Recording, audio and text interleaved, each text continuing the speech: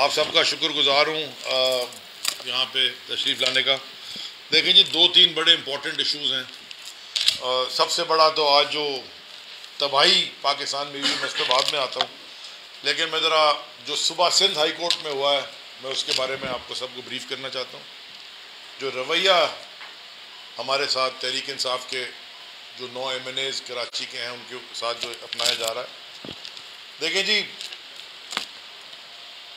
जो पिटिशन डाली गई जिस पे हमने ये हमारे वकील ने और हमने हमारी पोजीशन थी कि जनाब वाला हमने जब इस्तीफ़ा दिया था तो हमें ये कहा गया, लिख के भेजा गया कि जी सामने आके दें वरना नहीं मानेंगे।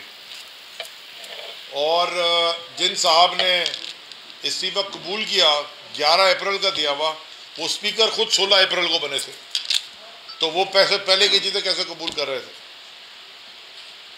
कासिम सूरी वाले आपने माने नहीं जब वो स्पीकर थे, बाद में आपने नहीं माने, लेटर लिखा कि आप सामने आए, हम नहीं गए। जब आ गई बात ऑपोजिशन लीडर बनाने की, इस्तीफे हम इसलिए दे रहे थे जैसे हमने पंजाब और KPK में हुकूमतें कुर्बान करके दी ताकि इलेक्शन हो, और हम नेशनल असेंबली का भी इलेक्शन चाह रहे थे, क्योंकि दुनिया में ये एक प्रैक्टिस है कि अगर कोई भी हुकूमत को वोट ऑफ कॉन्फिडेंस के से हटाया जाता है तो दूसरी हुकूमत फ़ौरन मैंडेट लेती है। और ऐसी कौन सी चीज़ की थी इमरान खान साहब ने, कौन से उनके ऊपर कोई करप्शन का स्कैंडल था या कौन सा गलत काम किया था जिसकी वजह से वोट ऑफ नो कॉन्फिडेंस आया। ये वो रजीम चेंज वाली बात है, वो हम आपसे उसके ऊपर अभी डिस्कस करता हूँ। तो जनाब, पंजाब हाई कोर्ट ने स्टे कर दिया, बलूचिस्तान हाई कोर्ट ने कासिम सूरी साहब की पिटीशन स्टे कर दिया, इस्लामाबाद हाई कोर्ट में जहां हमारे 3 MNAs उन्होंने भी स्टे कर दिया, और ये जो कराची का जो चीफ जस्टिस हैं सिंध हाई कोर्ट के, उन्होंने कहा परसों कि जी जो डेट है हियरिंग की पिटीशन एक्सेप्ट करके वो 21 मार्च है। तो भैया 16 मार्च को तो इलेक्शन है, तो आप 21 मार्च को में स्टे देंगे। तो हमारे वकला ने फिर अर्जेंट पिटिशन दाखिल कराई, अर्जेंट हियरिंग की। वो अर्जेंट हियरिंग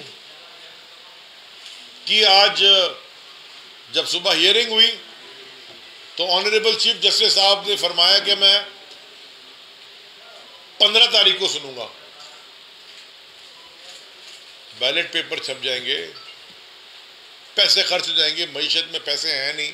अभी इलेक्शन कमीशन का बयान आया, कितने 30 अरब रुपए चाहिए उनको KPK और पंजाब में हुकूमत कराने के लिए।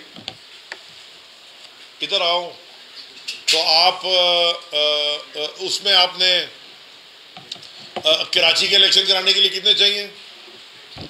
फिर उनसे जब बहस की गई वकला ने, तो उन्होंने कहा अच्छा मैं 10 कर देता हूँ, 10 करके 7 तारीख उन्होंने कर दी।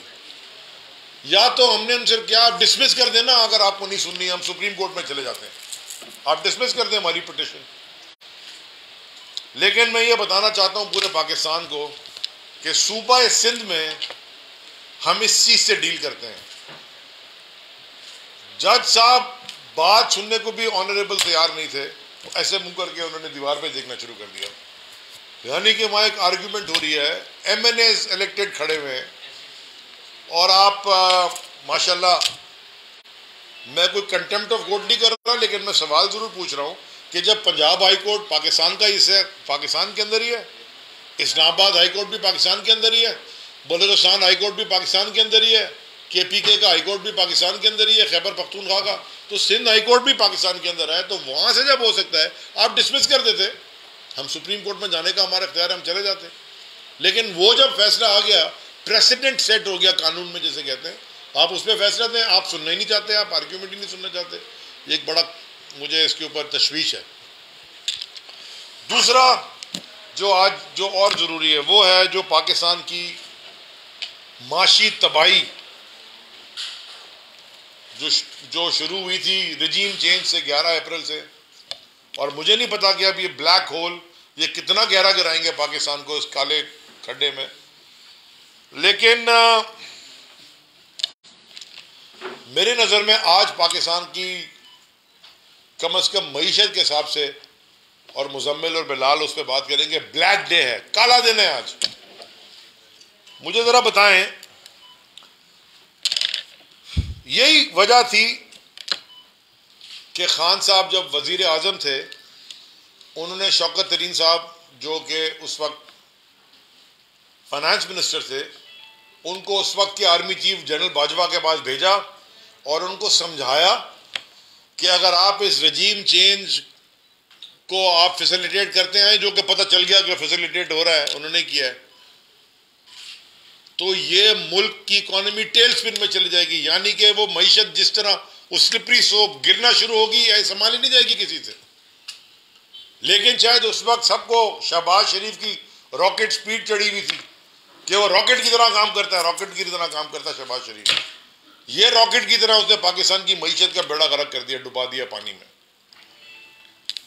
उसे कहते हैं ना कि वो अब ये मेरे ख्याल में मुजम्मिल ये सारे जो है ये मिल के इलेक्शन लड़ेंगे पीडीएम वाले, तो तीर तो उनके पास है ही, एक इनकी पीडीएम की जमात का, वो कहते हैं पीडीएम में नहीं है तीर। अब उनको इनका सबका निशान न चाहिए, इंतखाबी निशान, उल्टा तीर, उड़ता हुआ तीर ले लिया उन्होंने। तीर उड़ रहा था, अच्छी खासे उड़ता हुआ तीर पकड़ लिया और जी हम चलाएंगे, पूरे पाकिस्तान को तबाह कर दिया, बर्बाद कर दिया। अब इनका उड़ता तीर होना चाहिए निशान, इलेक्शन सिंबल। कैबिनेट मीटिंग हुई थी आज, कैबिनेट मीटिंग में क्या फरमा रहे हैं, 15% जी हम पता नहीं कर्जे वो खर्चे काट देंगे। अच्छा, उसके बाद एक कमेटी में हियरिंग हुई कि जी खर्चे जो हैं 7 करोड़ की पता नहीं कितने की ट्रैवल। इस मुल्क का हेल्थ मिनिस्टर डॉक्टर फैसल सुल्तान जैसा वर्ल्ड रिनाउंड इन्फेक्शियस डिजीज का डॉक्टर दुनिया में लेक्चर देते हैं, उनके पेपर्स पब्लिश होते हैं। शौकत खानम उन्होंने जबरदस्त तरीके से चलाया और वो चीज जिस तरह चल रहा है वो दुनिया में उसके ऊपर उसको इनाम मिल रहे हैं, अवार्ड्स मिल रहे हैं। वो था इस मुल्क का हेल्थ मिनिस्टर। बदला किससे? gutkking.com कादिर पटेल से। अब कादिर पटेल साहब ने 1 करोड़ रुपए खर्च किए ट्रैवलिंग में। भाई क्या ट्रैवलिंग कर रहे हो तुम, किधर गए हो, तुमने किया क्या है? किमाड़ी में ये सारे मीडिया वाले भाई मेरे बैठे हुए हैं। जब हमारी हुकूमत में एक इंसिडेंट हुआ था, उस इंसिडेंट में कोई गैसेस से कोई 10 लोगों की वफात हो गई थी। सारा पड़ गया जी, वो सोयाबीन के जहाज में से धुआं निकल आया। मैं और वो उस वक्त एसपी महमूद मौलवी, हम सोयाबीन के, मैं अस्थमा का पेशेंट हूं, अभी भी मेरी जेब में पंप पड़ा होगा। मैं सोयाबीन के जहाज में चढ़ गया रात को 2 बजे। मैंने कहा यार मैं अस्थमा का पेशेंट हूं, सोयाबीन से क्या कोई हो गया। वो जहाज यहां से गया और फिर पोर्ट कासर में उतरा। सोयाबीन के अंदर जहाज में जो 200 लेबर काम कर रही थी स्टीवरडोर की, उनमें से किसी की वफात नहीं हुई। ये फरमा रहे थे, बड़ा उन्होंने शोर हंगामा डाला। अभी 19 लोगों की वफात हो गई केमाड़ी में। मैंने उस वक्त कहा था, मैं आपको दोबारा कह रहा हूं, ये एक दुनिया भर में हमने देखा है कि जहां पे लैंड रिक्लेम किया जाता है, नीचे कचरा होता है, सुवेज और कचरा के साथ एक गैस का कंबशन होता है, H2S कहलाते हैं, हाइड्रोजन सल्फाइड, और वो हैवियर देन एयर है, यानी कि हवा से भारी है। जब वो निकलती है कहीं से लीक करती है, एस्थमा के पेशेंट्स को वो फेटल है। कोई सिर्फ गूगल ही कर ले इसको, सिर्फ गूगल पे लिख लें आप। दुनिया में हमने देखा है ये, वो बंद कर देते हैं पूरा इलाका, पाइप डाल के वो गैस को निकाल लेते हैं। हमारे यहाँ वो करने के बजाय सोयाबीन पे था। अब कौन से बीन पे लगा रहे हो? अब तुम भैंस के आगे बीन बजा रहे हो। लोगों के बेचारे इंतकाल कर गए वहां। तो ये कादिर पटेल साहब 1 करोड़ रुपए कहां खर्च कर रहे थे। और दूसरी और मजे की बात, इनकी पार्टी के सरबराह, क्या नाम है उसका, कौन सा, जरदारी, हाँ, छोटा जूनियर जरदारी बिलावल, वो हाफ सेंचुरी मुकम्मल कर चुके हैं मौसूफ पूरी दुनिया में घूमने की। उनका हिसाब कोई नहीं दे रहा कि उन्होंने कितने खर्चे किए हैं। 11 ट्रिप तो वो अमेरिका के लगा के आए। अचीव उन्होंने क्या किया? एक IMF की डील तो क्लोज नहीं हो रही आपसे। बॉस आपका शहबाज शरीफ है और फॉरेन ऑफिस का खर्चा बताया ही नहीं है, इसमें से निकाल दिया है। और ये 15% रिडक्शन में फॉरेन ऑफिस के कोई ट्रैवलिंग का पता नहीं है। प्राइम मिनिस्टर का जहाज लेके वो ऐसे घूम रहा है जैसे कि वो पता नहीं फिर कहता है जी मैंने अपनी जेब से खर्चा किया है। तुम अपनी जेब से प्राइम मिनिस्टर के जहाज का खर्चा कर रहे हो। अच्छा, जरा पर जो सुनने में आया कि 2.5 अरब रुपए खर्च किए हैं, वो तुम्हारा तो जस्टिफाई नहीं करा तुम्हारी एसेट और इनकम से वो 2.5 अरब रुपए के खर्चे।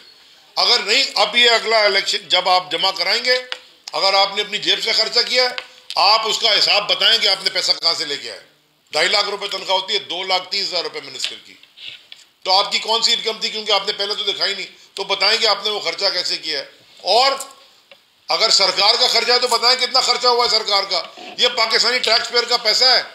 आप दुनिया वर्ल्ड टूर पे निकले हुए, मईशत की तबाही हो गई। इनका प्लान मैं आपको बता दूं क्या है जी। मुझे लगता है कि इनका एक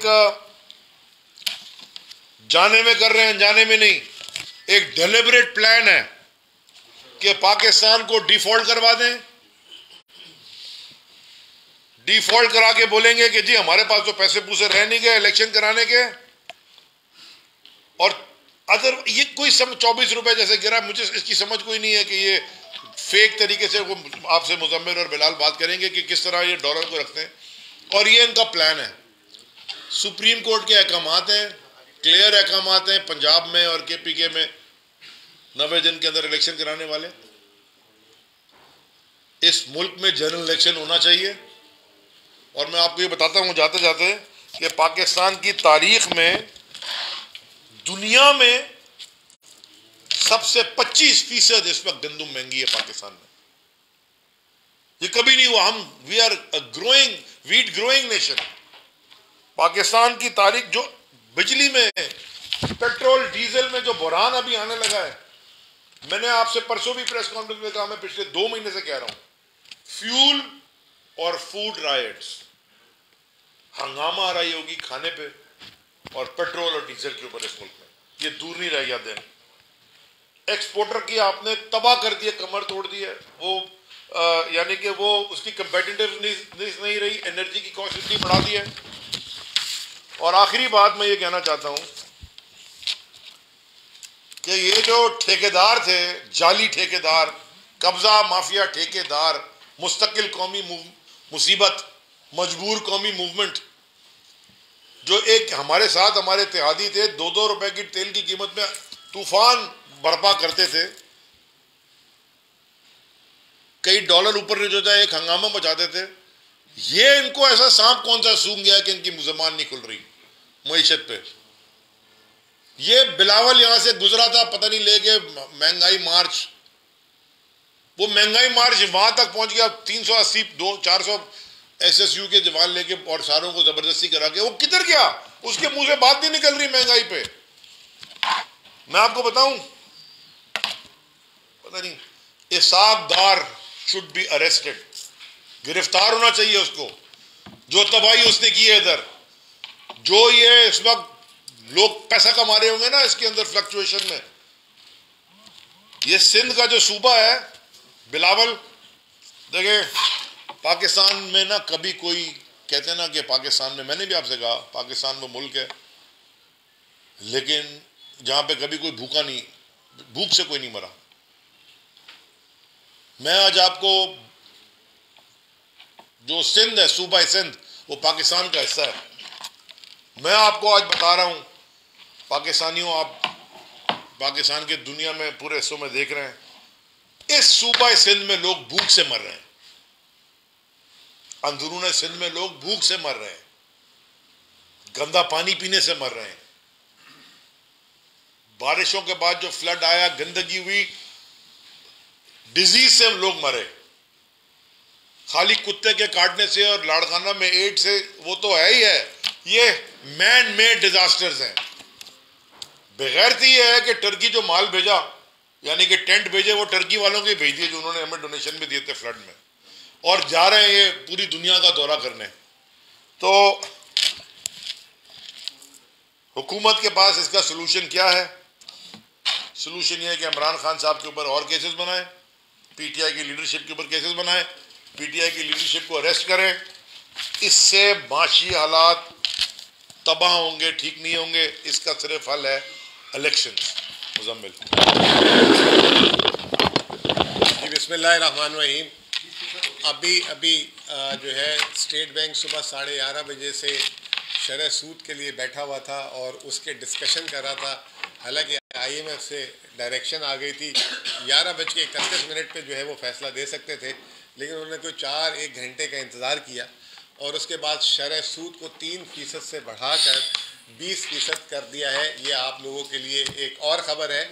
और ये जो है जिस दिन हमारा वोट ऑफ नो कॉन्फिडेंस आया था उस दिन शरह सूद 9.75% था।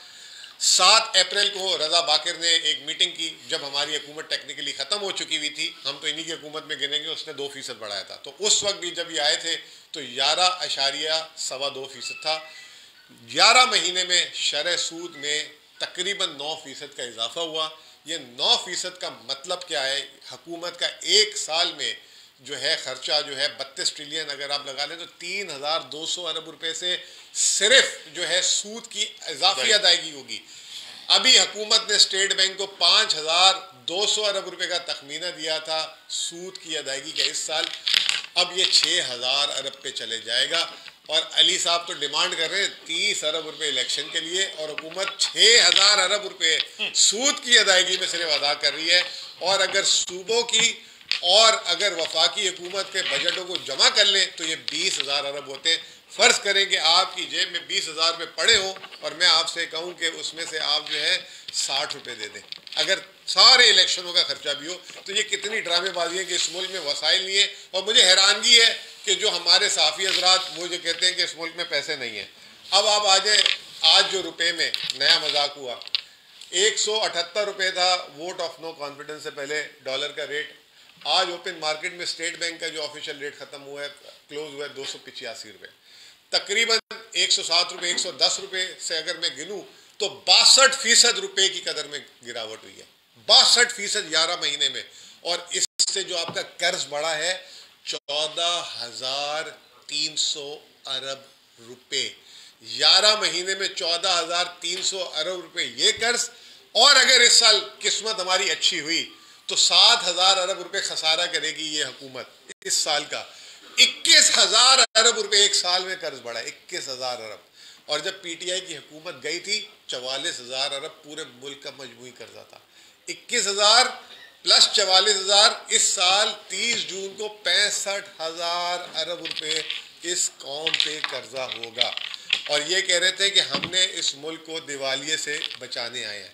इसके ऊपर आप आ जाए, जो है बात को मैं छोटी करूंगा क्योंकि अली भाई ने काफ़ी लंबी कर दी प्रेस कॉन्फ्रेंस, बिलाल ने ही बात करनी है। पिछले 10 दिनों में इस हुकूमत ने अवाम पे क्या क्या जुल्म ढाए।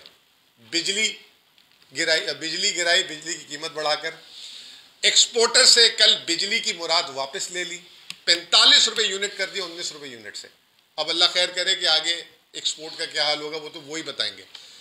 किसान, उसकी जो ट्यूबवेल पे बिजली थी उसकी मुराद वापस ले कर ली। आपको याद होगा इसहाक डार ने कोई और शहबाज शरीफ ने 1800 अरब रुपए का किसान पैकेज ऐलान किया था।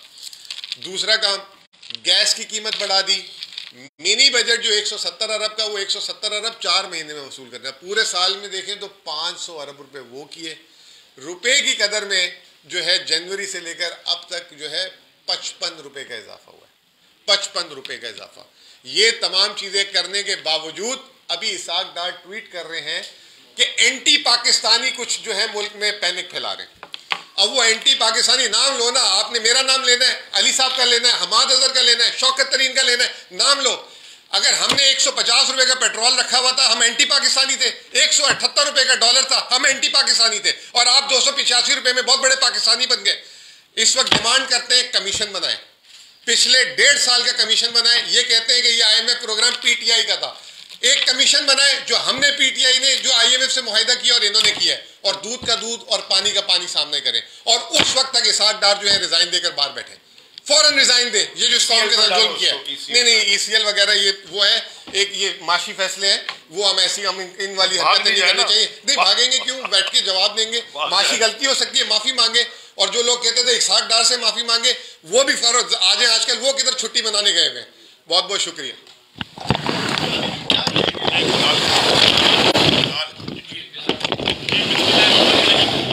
काफ़ी डिटेल में आपको अली जैदी भाई और मुजम्मिल ने चीज़ें बता दी।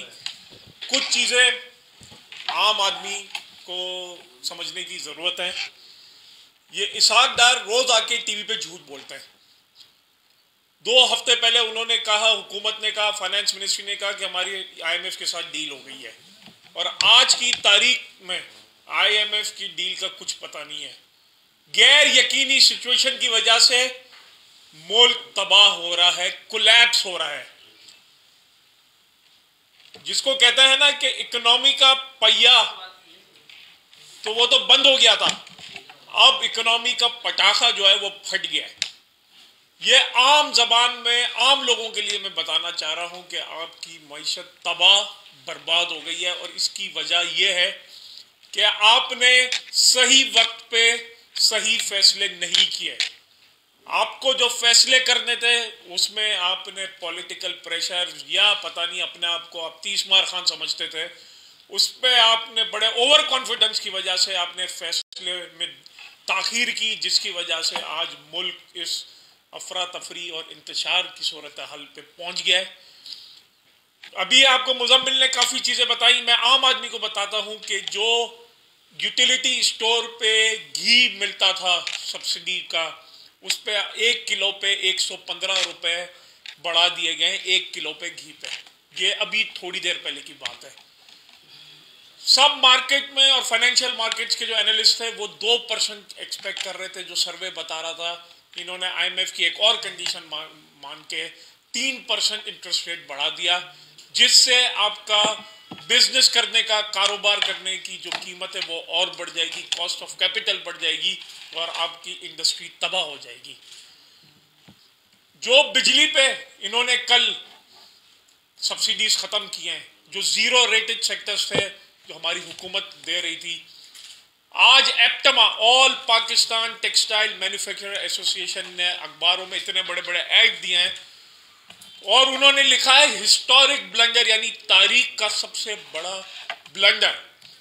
और उनके खुद के एस्टिमेट्स कह रहे हैं कि इस इकदाम से पाकिस्तान को सालाना 10 अरब डॉलर का नुकसान होगा, क्योंकि अब आपका एक्सपोर्ट जो है वो कॉम्पिटिटिव मार्केट में आप उसको नहीं बेच सकते, क्योंकि आपकी लागत ज्यादा आएगी। इसहाक डार जवाब दें कि इन्होंने आर्टिफिशियल तरीके से डॉलर को क्यों मैनेज किया था। ये इन्होंने 1908 में भी किया था, 2013 और 2018 तक भी किया, और आज वापस ये किया। तीसरी बार इसहाक डार, मुजम्मिल भाई ये गलती नहीं है, ये जानबूझ के वो वापस है ना चीजें दोहराई जा रही हैं। और इसमें कौन से वेस्टेड इंटरेस्ट हैं कि जिन्होंने इसमें पैसा कमाया है। 275 का डॉलर 260 पे लेकर आए और आज 260 का 285 हो गया, और ओपन मार्केट में 310 में भी डॉलर अवेलेबल नहीं है।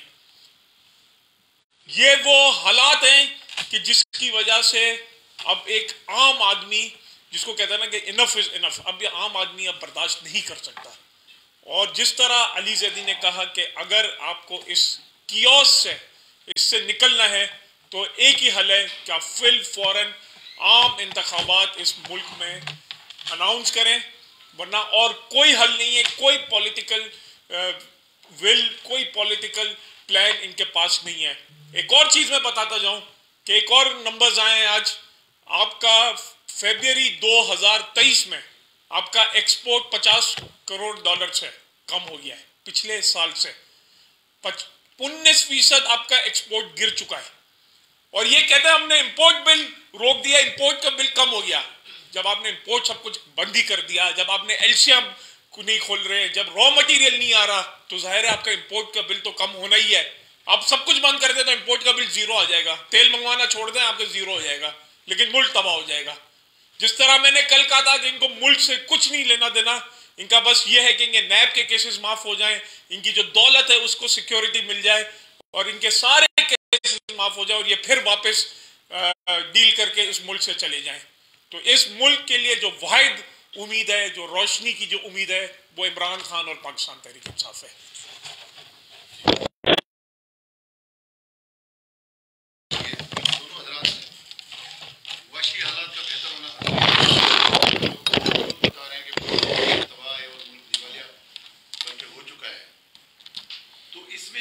सियासी अदब इस्तेहकाम का भी एक किरदार होता है कि पाकिस्तान तरीके इंसाफ की जो मुसलसिल सियासी माहौल को जो एक गरम रखा हुआ है पीटीआई ने, उसके भी मईशत पर असरात पड़े हैं। एक लाइन का जवाब देता हूं। तो उसके भी असरात पड़े हैं, एक ये और दूसरा ये कि अगर इलेक्शन हो भी जाता है आपके कहने पर, तो क्या जादू की छड़ी है, आप कैसे बेहतर करेंगे चीजों? देखें, हम तो अकेले थे ना, 3.5 साल जितने लॉन्ग मार्च हुए, जितना आदम इस्तेकाम पे लाया, हमने तो टीवी में आके रोना धोना नहीं किया। कोविड भी आया उसके बीच में, इंडिया ने भी हमला किया हम पे, तारीखी हमें खसारा भी छोड़ के गए, हमने मैनेज किया। ये 11 महीने में हमने तो सारा काम पीसफुली किया। दूसरा, कल खान साहब ने खुद बता दिया कि वो हफ्ते वाले दिन आगे क्या स्टेप्स लेंगे मईशत के, आप कल उनकी प्रेस कॉन्फ्रेंस का इंतजार करें हफ्ते वाले दिन। हमने पहले भी बताया है कि हम 18 ग्रुप्स बना के शौकत तरीन की क़यादत में आगे आने वाले दिनों में, अब तो एक मसला आ गया मईशत को चलाने से पहले जो खड्डे को भरना है, इस खड्डे को भरने के लिए क्या इकदाम करने, उस पर भी काम किए हमने कुछ, और आने वाले दिनों में क्या करना है। अभी तो हम देख रहे हैं कि खड्डे की गहराई कितनी है, ये तो जाए जा रहा है नीचे। बाकी अली साहब आप जवाब देखें। आप अभी टर्की में कितना बड़ा ज़ल्ज़ला आया, 50,000 लोग मरे, 50,000 लोग इंतकाल हो गए, मर गए बेचारे। मई में इलेक्शन है स्केड्यूल्ड, 14 मई को प्रेसिडेंट अर्दोगान ने फैसला दिया इलेक्शन ऑन टाइम होंगे। जो आप 100-150 साल पहले चले जाएं, अमेरिका के अंदर जो वॉर ऑफ इंडिपेंडेंस हो रही थी, ये सिविल वॉर हो रही थी, उस वक्त लिंकन से कहा गया था कि इलेक्शन ना कराया जाए क्योंकि ये इलेक्शन में सिविल वॉर। उसने कहा इलेक्शन नहीं रुकेंगे, इलेक्शन में कराऊंगा। इलेक्शन के बगैर पब्लिक मैंडेट नहीं मिलता, और पब्लिक मैंडेट के बगैर आप मईशत क्या कुछ भी नहीं ठीक कर सकते। जब पब्लिक चाहेगी तो आप करेंगे। इस वक्त पब्लिक किधर खड़ी है? ये जो आज जो बेकार अहमा खाना बातें कर रहा था, मैं तो उसका नाम भी नहीं लेना पसंद करता, जवाब भी नहीं देता, लेकिन मैं इस सवाल के जवाब में वो जो बातें कर रहा था कि जी कौन दुश्मन है पाकिस्तान का, ये जो सिंध के वजीर हैं 1-2, कि जी इमरान खान ने, ये इनकी तो जो शहद बनाते थे अस्पतालों में, ये जेल जाते थे ना लंगड़ा के, और जैसी बेल होती थी तो भाग के निकलते थे बाहर, कोई इनके साथ नहीं जाता था। इनके जलसे में इतने लोग नहीं आते जितना खाली खान साहब कोर्ट गए ना, या लाहौर या इस्लामाबाद, उतने। इसका मतलब है अवाम ने तो अपना फैसला सुनाने के लिए तैयार है, और राजनपुर में सुना दिया। वो जो कहते हैं कि इलेक्शन नहीं जीत सकते, तो राजनपुर में क्या हुआ, आप लड़े थे ना, कितने वोट मिल गए आपको? तो उनका पूरा टेरिटरी समझी जाती थी, फारिग हो गए आप। अवाम इस वक्त खड़ी है इमरान खान और तहरीक इंसाफ के साथ, और इलेक्शन कराएंगे जब मैंडेट मिलेगा। यही लोग फिर अपना पेट काट के कुर्बानी देके भी मुल्क को बनाएंगे। जब ऊपर चोरों का टोला बना हुआ है तो लोग बोलते थे ऊपर चोर बचे हुए हैं, इनके बच्चे याशियां कर रहे हैं, ये खुद याशियां कर रहे हैं, मुल्क लूटा हुआ है और लूट रहे हैं, तो लोगों फिर हर तरफ जाएंगे। ये आपका पास एक कैरेक्टर की स्ट्रेंथ होती है जिसके साथ आप पूरे मुल्क को आगे लेके चलते हैं। ये तो कैरेक्टरलेस लोग हैं, इनके पास कौन सी स्ट्रेंथ आएगी? Thank you.